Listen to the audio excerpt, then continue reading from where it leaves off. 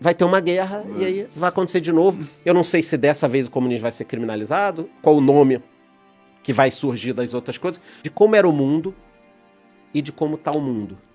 Cara, o mundo melhorou de uma forma... Você pega em 1800, que a gente estava conversando, em 1800, 85% das pessoas viviam abaixo da pobreza, que seriam $2 por dia, menos de $2 por dia. Hoje, esse número é abaixo de 10%. Ou seja, cara, toda uma ascensão das pessoas melhorando de vida. Mortalidade infantil, 20%, 30%. Agora 1% em algumas regiões. 20% das pessoas só tinham um mínimo de escolaridade. Agora praticamente todos em vários países têm. Então, o mundo melhorou muito. Mas o que se vende? Cara, você tá na pior fase, o mundo tá sendo destruído, tá tudo acabando, tá tudo... A pessoa fica desesperada. Há 200 anos, a gente acordava sem saber se ia ter o que comer, cara. Sem ter banheiro. Hoje, você tem o problema da fome no mundo inteiro. A gente não pode esconder isso. O capitalismo tem isso, né? Só que o que é mais fácil? A gente pegar essa parcela da sociedade de 7%, 8% e melhorar a vida deles, como foi melhorando de 80%, ou não, vamos destruir tudo, vamos implantar agora o socialismo, o comunismo, eu vou decidir como você vai ver, eu vou decidir os livros que você vai ler. Se assim, pode ter piscina ou não. Se pode ter piscina ou não, e assim as coisas vão dar certo. Porque vai ser tudo redividido. Tá bom, quem vai morar no Rio de Janeiro na orla e quem vai morar na comunidade? Quem vai decidir isso? Porque tem um apartamento na praia que custa 20 milhões de reais. Não é infinito, são poucas pessoas que podem morar lá. Quem vai morar lá? A gente já sabe como é, já foi feito em vários lugares. Os líderes do partido. Os líderes, o camarada, chefe da não sei o que vai... O que aconteceu na União Soviética? Quando a União Soviética caiu, ruiu, já estava tudo na mão de alguns caras, que são os oligarcas hoje em dia. Uhum. Era o cara do serviço secreto, era o cara filho de não sei quem, que já tanto que o já Putin virou presidente, ali, né? Sendo o líder do agente secreto da KGB. Que já mandavam ali. Em Cuba, o que acontece? Cara, os generais são donos de algumas coisas. Tem uma história que eu li de Cuba que é interessante. Por que Cuba é pobre? Porque não produz nada para trocar. O que gera dinheiro para um país, ou para uma empresa, ou para alguém? Criar algo que tem valor para outra pessoa ou outro país. Cuba não gera nada, praticamente. Tem um pouco de açúcar ainda, tal, mas você pega açúcar. Quando teve a Revolução, Cuba era um grande produtor de açúcar. Tinha um cara lá chamado Júlio Lobo, ele tinha 14 engenhos de açúcar. O que o Tia lá e o Fidel fizeram? Confiscaram. Como é que tá isso hoje? Destruído. Entendi. Você entendeu? Por quê? Porque um governo pega... Vai colocar o quê? Pô, eu sou teu brother. A gente é líder da revolução. Meu irmão, vai tocar o engenho lá. Tu vai morar na casa do cara, você vai ter o carro do cara. Aí a natureza humana aparece. O revolucionário vira o isso, alguém normal, como todo mundo é. Por isso, cara, que muitas dessas pessoas que se dizem comunistas ou socialistas, assim como muitos capitalistas extremos, na minha opinião, são sociopatas. Porque o cara quer intervir na sua vida. Não, você tem que viver assim... Esse livro aqui você não pode ler. Esse livro aí você não poderia ler. Uhum. Então, quer dizer, como é que é uma democracia ou é um lugar livre se você não pode ler o que você quer? Ah, não, mas toda a população sabe ler. Tá bom, mas só lê o que você decide. Então você está ensinando pelo bem das pessoas ou para facilitar a doutrinação? Para facilitar, obviamente. Né? Para facilitar, cara. É um negócio... E ainda sobre Cuba, para a gente depois virar a página, tem um documentário muito maneiro. Não sei se ainda está disponível na Netflix, chamado Cuba e o Cameraman. Cuba e o Cameraman. É um maluco que é jornalista, repórter, e aí ele vai numa viagem para Cuba, cobria, sei lá, 40, 50 anos atrás, cobria uma viagem do Fidel, e o Fidel se encanta com ele, brinca com ele e tal, e o cara fica encantado. Você tem que pensar que há 50 anos... As pessoas idolatravam ele, não sabiam que era um assassino sanguinário, não sei o quê. Tava no poder, né, também. Tava no poder e tinha essa beleza, né, de tal. Mas aí Cuba e o Cameraman. Ele se encantou com o Fidel se encantou com ele, e ele tinha um pouquinho de liberdade, assim, de viajar, de fazer as coisas, e ele curtia muito Fidel e muito Cuba.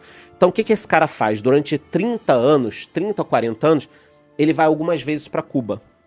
E vai ele no esquema com uma câmerazinha mesmo, por isso que é Cuba e o Cameraman, e ele pega 3 famílias, uma na cidade, uma no campo e outra em outro local lá, e ele visita essas 3 famílias durante... Os 3 meses. Os períodos, os 30 anos. 30 anos, desculpa. E você percebe que ele idolatra o Fidel, o cara criou um negócio, mas ele em nenhum momento coloca o viés ideológico no documentário, ele simplesmente documenta a situação. Cara, você vai vendo como o país vai se destruindo, e na última visita que ele tem nessa família, são 3 irmãos no campo, tudo destruído, os caras já não produzem mais nada, o governo tomou a vaca que ele tinha, a outra vaca foi roubada por assaltantes, e os caras já não têm mais insumo para produzir. Ou seja, aquilo vai se deteriorando, porque no socialismo e no comunismo os caras tomam as coisas e dura até acabar. Um dado que é impressionante, muita gente não acredita, pode checar aí, é que desde que o Hugo Chávez tomou o poder na Venezuela, de lá até aqui, ó, ele já morreu, assumiu Maduro, depois outro cara, mais de 90% das indústrias da Venezuela fecharam. Cara, 90%. É óbvio que o país vai ser pobre, não produz mais nada. Sim, sim. Bom, o Brasil está indo no caminho semelhante, né? Não produz nada. E um país que não produz não tem o que trocar, não tem o que vender. Mesmo com o Bolsonaro, né? E aí, cara, esse é um negócio muito complicado. Mas a gente não fechou nem parte das indústrias daqui, eu acho tipo que 90%. Não, tudo bem, mas eu acho que caiu... o lucro das indústrias caiu, tipo, alguns porcentos. Não, o lucro tipo, pode cair 10%. um pouco, até por causa da crise e tudo. Mas, cara, você fechar 90% das indústrias... Não, claro. Você quer pneu, não tem. Você quer leite, não tem. Você quer Coca-Cola, não tem. As multinacionais foram embora. E aí, cara, você cai numa pobreza que muitas vezes as pessoas acham assim, pô, que merda pro governo, né? Não sei. Porque quando você tem uma população muito grande abaixo da pobreza, ela depende do governo, aí você se mantém. Mais fácil de controlar. É o que acontece na Argentina, cara. O país vai ladeira abaixo e a Kirchner continua ali. Por quê? As pessoas precisam viver, cara, precisam comer. E aí ela perde o emprego, fica dependendo de uma bolsa e ela é a única que tá falando que o Estado tem que dar tudo pra todo mundo, né? E aí fica com uma narrativa com a realidade. Então vale muito a pena ver esse Kublai Khan. E por último, ele filmou hospitais, filma escolas. Cara, você vai vendo um negócio se destruindo assim, de uma forma que... eu concordo pra caralho com você que a solução do comunismo não deu certo em lugar nenhum e deu muito errado. E, bom, eu não me considero... Não, a gente já tá te perdendo. Eu não me considero nem um pouco comunista, mas Estamos perdendo. O que eu tô tentando defender neles aqui é o seguinte... O PCO. O PCO é legal, eu gosto do PCO. Mas o problema é, essas pessoas existem. Os comunistas existem. E estão crescendo. Exato. Sim. E o pensamento de esquerda existe também, tá crescendo. Existe. E eu tenho uma teoria, mas acaba que eu tenho a teoria porque vai crescer muito ainda. Então, eu acho que esse pensamento cresce muito porque existe uma percepção da maioria das pessoas que tá ficando mais difícil a vida e que quem era responsável para o avanço tecnológico, social e cultural do Brasil largou a mão e em troca de benécias do mercado privado. Então, e esse é uma realidade que faz com que o discurso do comunista se torne muito mais sedutor do que se a gente estivesse vivendo numa realidade onde as coisas estivessem funcionando realmente. E quem ficou no poder, tirando o Biruliro, nos últimos 30 anos, quem ficou no poder? Foi o PT e o PSDB. E eles são o quê? Socialistas. Bom, de esquerda, com certeza. Se bem que tem gente que diz que o PSDB não é de esquerda, né? Não, porra. Bom, qualquer dúvida disso acabou... Quando apoiaram o Lula, né? Cara, pelo amor de Deus. Você seria vice do Lula? Eu não seria. Não. Com tudo que aconteceu, eu não seria. Você sabe que quando eu vi aquele documentário Teatro das Tesouras, do Brasil Paralelo, a primeira vez eu falei, cara, legal, bacana, mas eu não acho que PT e PSDB sejam tão assim ligados. Já acendeu a luz. Eu falei, cara... Muita coisa fez sentido. Porra, realmente, né? Os caras ficam ali um contra o outro, mas volta e meio o Fernando Henrique tá junto com o Lula, aí um xinga o outro, mas aí os caras estão juntos. É estranho. Aí quando eu vi o documentário, eu falei, acendeu uma luz amarela quase vermelha. Cara, quando o Alckmin aceitou ser vice do Lula, e agora quando todas as figuras históricas do PSDB apoiaram o PT... Depois de ficar 10 anos falando que o PT quebrou o Brasil, foi o governo mais corrupto, o Fernando Henrique tem um vídeo dele circulando na internet falando... Eu falei, cara, isso fez todo sentido. Então, olha que louco. Qualquer socialista ou comunista no Brasil que reclamar que o Brasil precisa mudar porque as coisas estão dando errado, é justamente o que eu falei da Argentina. Os caras ficam no poder, criam um clima péssimo e depois falam o seguinte, cara, precisamos mudar esse poder aí. Precisamos mudar esse poder. E um ponto que eles são muito bons, muito melhores do que quem não é de esquerda, é a união. Então você repara o seguinte, sempre antes das eleições, que eleições são a cada 2 anos, né? Não 4. 4 é para cada mesmo cargo, né? A cada 2 anos. Você repara o seguinte, Boulos, essa galera, eles estão sempre meio que brigando, já reparou? PT, PSOL, Sim, PV, sim. Rede, aí um é contra isso, aquilo, eles se xingam. Aí chega próximo das eleições, Se unem pra caralho. cara, tá todo mundo juntinho. Ah, o Boulos tá coordenando a campanha do Lula, né? Então, mas eu te garanto que se você pesquisar aí, tem vídeo dele metendo pau. O PT Tem. se junta com o banco e o cara... Aí daqui a pouco os caras se juntam. Eles são financiados por banco agora, né? Você pega ali na doação, você viu, né? Sim. Itaú, não sei o que, é pra essa galera. Então, cara, a gente tem que cuidar muito com isso de que os caras vêm falar, não, precisamos do socialismo, porque o que nos trouxe até aqui não vai melhorar. Cara, acabei de falar, o que nos trouxe até aqui, saímos de 85% de pobreza para 7%. Eu não acho que tá bom, tá? Eu acho que tem que melhorar muito. Mas eu não acho que tomando tudo de todo mundo, decidindo o que você vai ler... Mas você acha que eles... É que eles não fizeram isso, né? Tipo, eles estragaram o Brasil sem o socialismo. Eles estragaram o Brasil com o corporativismo. Cara, mas a base do socialismo e do comunismo também já é começar a botar umas pessoas contra as outras, né? Sim. Isso foi muito feito. A gente pegar, por exemplo, Bolsonaro não ajudou nisso. Eu não tenho nenhum político de estimação. Bolsonaro ajudou a apaziguar o país? Pelo não. contrário. Mas quem começou isso? Foi o Lula. Dividir pra conquistar, né? Nós contra eles. Você não vai lembrar, porque eu tenho um pouco mais de idade, mas quando a gente teve o primeiro ciclo de privatizações, tem imagens na internet. Na saída dos leilões, a galera do PT e de outros partidos batia, né, nas pessoas na rua. Existia uma violência contra quem era liberal no país. Caralho. Então, quem inaugurou, na minha opinião, esse nós contra eles, nos Estados Unidos foi o Obama e no Brasil foi o Lula. Ah, então o Bolsonaro e o Trump são inocentes? Não. Eu acho que eles continuaram esse movimento que enxergaram como uma coisa boa. Benéfico pra eles. Né? Só que, falar, não, o Bolsonaro estimula a violência entre partidos. Não, ele mantém. Agora, quem começou foi a esquerda. Foi a esquerda. E isso é uma coisa muito ruim, porque eu acho que até a maior parte das pessoas... A esquerda não poderia ter falado que foi a direita na ditadura militar que começou isso?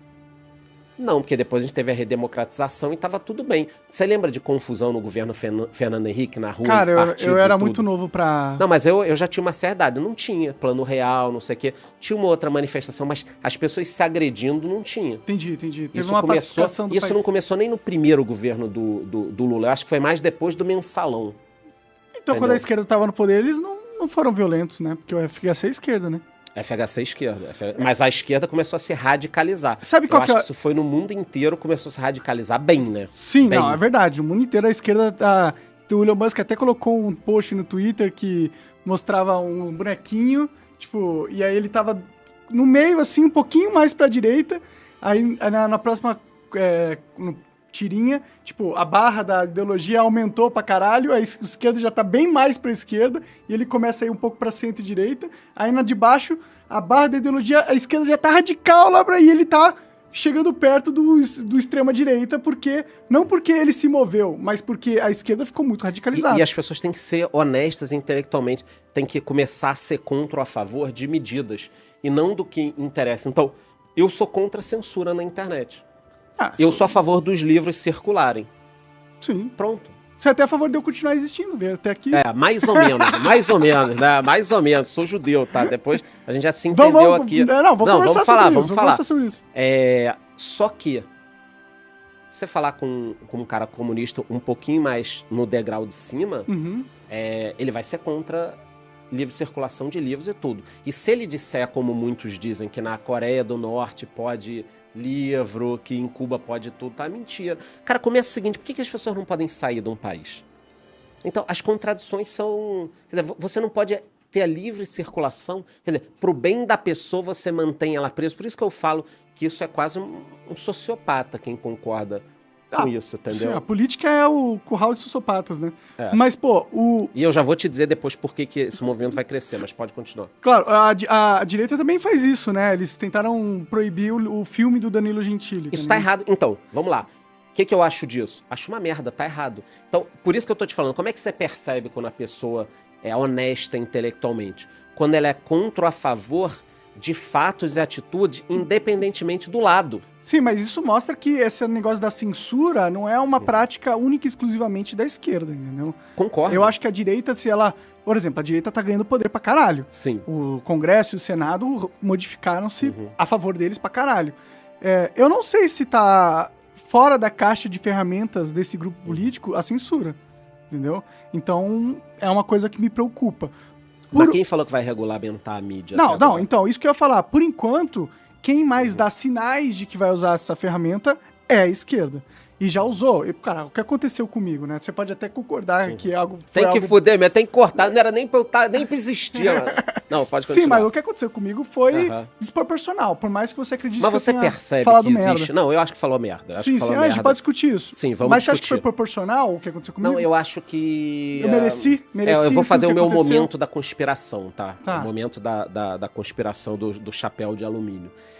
Eu acho que você tava num projeto que ficou grande demais, que começou a dar uma incomodada, e aí o pessoal ficou só sentado com uma esperando. Agora esse cara vai dar um vacilo muito grande. Falou merda, na minha opinião, claro. Porque o problema disso, entrando no assunto, né? É que quando você defende a criação disso, eu não vou falar a palavra para não foder o algoritmo aqui.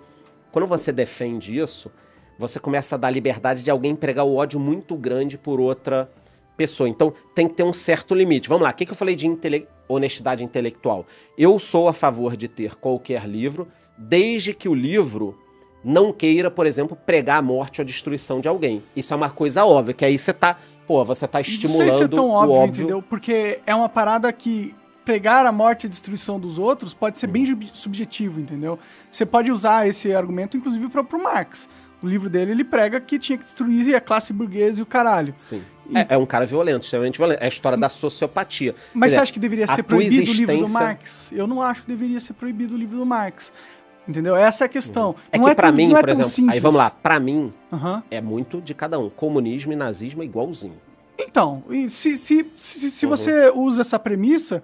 Por que pode o Partido Comunista e não pode o nazista, entendeu? Por um erro de noção do mundo que vai caminhar para outra guerra, talvez exatamente por causa disso, que você deixa... Você acha que tinha que proibir os partidos comunistas? Vamos lá, você acha que ali no início, 1910, 15, 20, os caras que eram comunistas e nazistas, eles se diziam mal ou se diziam bons naquela época? Se diziam bons, claro. Se diziam bons. Então se vestiam todo mundo de vermelho, né?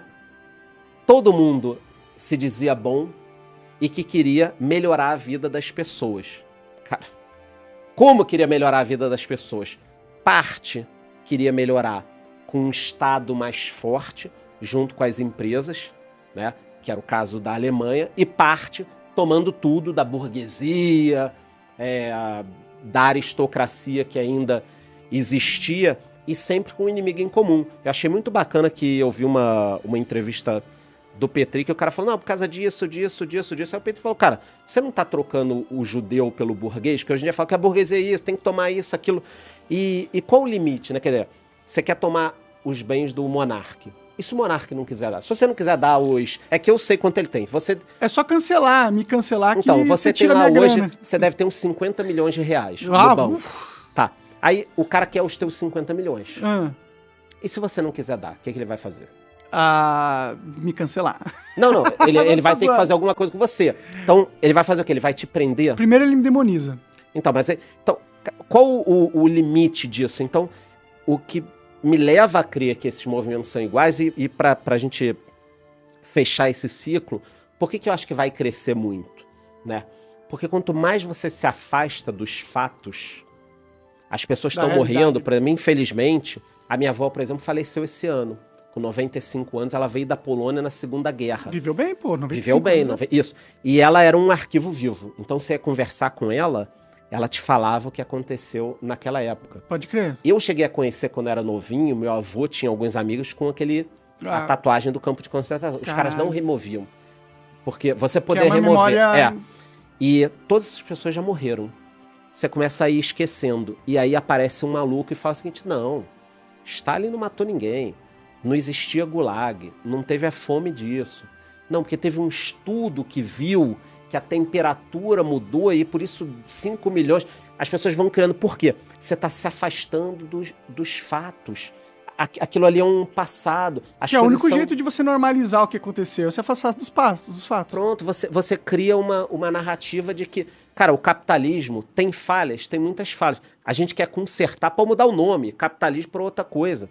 É que não é um regime de governo de pessoas, o capitalismo. A gente está vivendo aqui, você trabalha, você estuda, ninguém está interferindo, não. Você vai ter que fazer tal e tal coisa. Mais ou menos, estão interferindo não, tudo bem. um pouco, sim. Só que não é muito melhor a gente melhorar o sistema e claro, o Estado, claro. Do que se eu jogar cuidar fora das pessoas, criar da uma ditadura do educação, da proletariado. saúde e de tudo. Então, a gente pode pegar o que o mundo tem de bom, que a gente saiu de 85% para 7%, e trabalhar arduamente para levar para 0%. E não fazer o que deu errado todas as vezes. Eu acredito que esses movimentos vão crescer muito, ultradireita e comunismo, e a gente vai ter a mesma coisa que aconteceu antes. Vai ter uma guerra e aí vai acontecer de novo. Eu não sei se dessa vez o comunismo vai ser criminalizado, qual o nome que vai surgir das outras coisas, porque fascismo, nazismo, pegou mal, né? Ninguém fala que é, né? Fascismo, claro. Ninguém fala que é, mas comunista pega até bem, né? Você é do bem. Pega bem pra caralho. Pega bem pra Se eu caralho. fosse comunista e eu votasse no Lula, você acha que eu tinha sido cancelado? Com certeza não. Então.